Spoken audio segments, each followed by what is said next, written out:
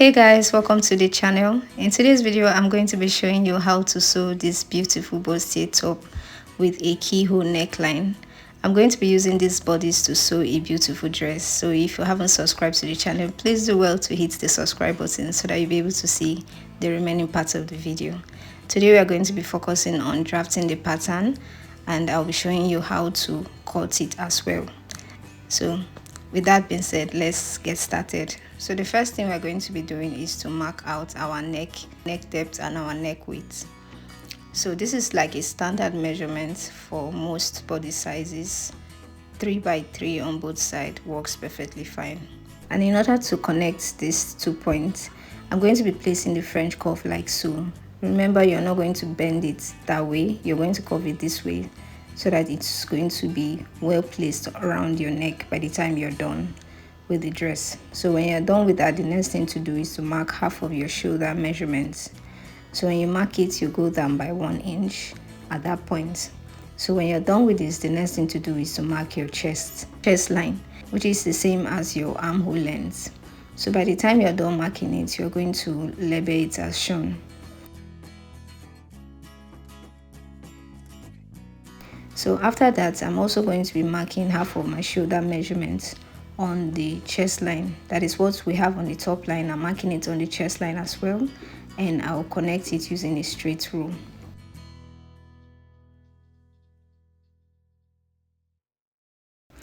So I'll go down by 1 inch like I said earlier, and then I'm going to be connecting it to the neck width. And so this will be the shoulder for these bodies. So after drawing out the shoulder line, the next thing we're going to do is to divide this line by 2. That is from the shoulder all the way to the chest line. And when I divided it, I'll go in by ½ an inch. And then the next thing is to take your bust measurements and divide it by 4. So after dividing it, I'll mark it there. So now I'm going to be using a French curve to connect these 3 points together like so. So with this, we have successfully drafted out the armhole for these bodies. So when you're done with this now, the next thing to do is to mark out your bust line, your under bust line, your waistline.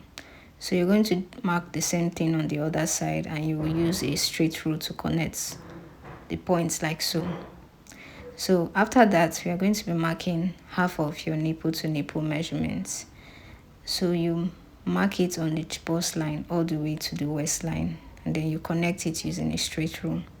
So now I'm going to be marking the darts for this. I'm using 1 inch darts side, so I'm using 0.5 inch on both sides. So on the under bust side, I will mark the 1 inch, that is ½ an inch on both sides, and then I'll still go ahead and add 0.25 inch just to tighten up that bust area.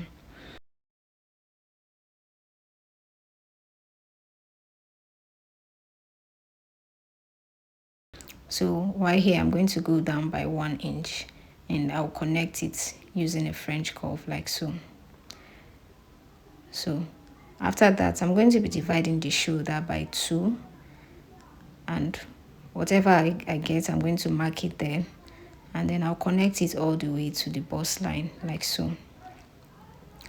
So from the chest line, I'm going to go up by 1 inch. This is just how deep I want the curve to be, while on the chest line I'm going to go down by 0.5 inch.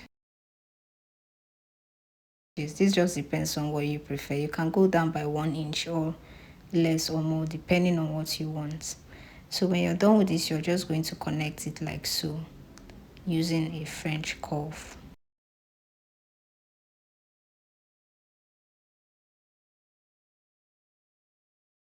So after that, we are going to be measuring what the darts we have on the under bust.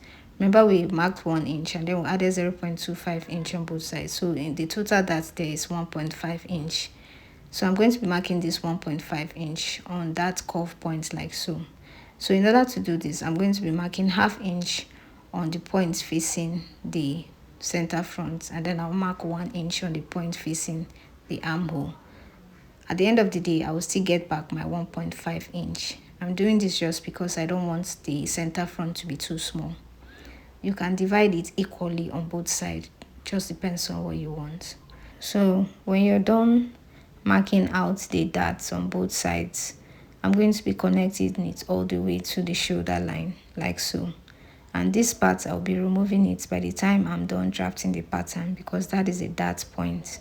So now on the chest line, I'll be marking 1/4 of my bust measurement, which we already marked earlier. So after that, I'm going to be marking the dart that is on the chest line, because we are going to be removing that dart. So you measure the dart that you have there, and then you mark it on the chest line. That is, you are going to replace it back. While on the waistline, you do the same thing. You mark your 1/4 of your waist measurements, and then the dart that is on the waistline, which is 1 inch, I'm going to be marking the 1 inch back, replacing it. So with that, I'll connect the chest line to the waistline, and then afterward, I will still add sewing allowance to this. I'm using 1 inch sewing allowance. So after this, we're going to be cutting it out like so. I'll be removing the darts that we marked out earlier. So for the yoke, I'm going to be cutting on the darts like so at the point close to the armhole, and then I'll close it, joining it to the other part of the darts like so, and then I'll tape it down. Even though that part is not equal, don't bother. You're going to be cutting it off anyway. So right now I'm going to be using a French curve to draw out my keyhole neckline.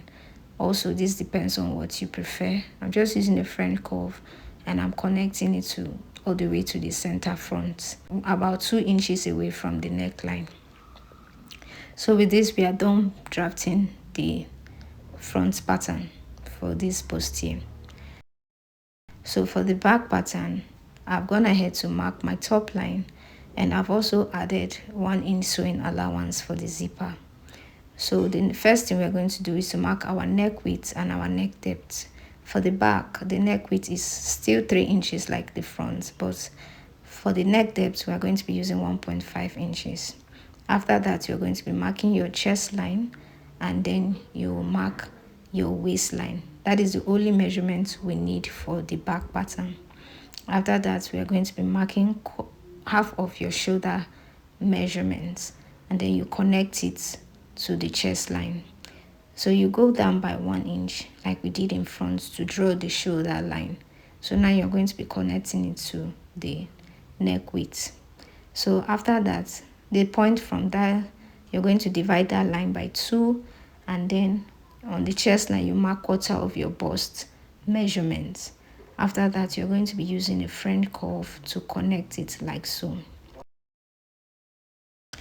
So for the design at the back, I'm going to be using a French curve to connect it like so. All this depends on what you prefer.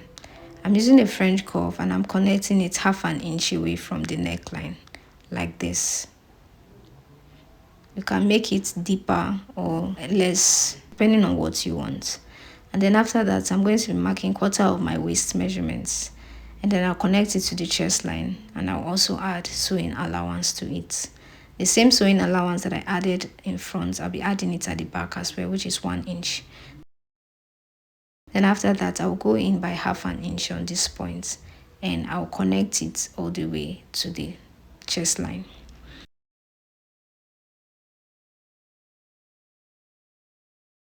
So this is the fabric that we used for this bustier.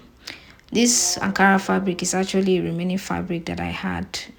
It's just 1/2 inch here. Right, for the plain fabric, I have about 2 yards of it. So now I'm going to be placing the yoke for the back and the front on the fabric like so, making sure that for the front, I place it on fold like you see me do. And remember, I did not add allowance to the shoulder line while drafting, so I'm going to be adding it while cutting.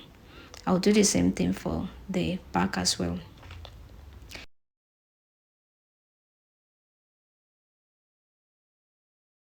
However, for the back, I'm not cutting it on fold, so I'm just going to open it up like this. So this is what we have. Take note at the point where I add sewing allowance. So while for the down part of the bodice, I've placed my pattern on it like so. The center front is placed on fold, while the other one is not placed on fold. And that will be all for today's video. Hopefully in my next video I'm going to be showing you how to create this beautiful design that we have here in front, and I'm also going to be using this pattern to sew a beautiful dress. So please subscribe to the channel and like this video. Bye.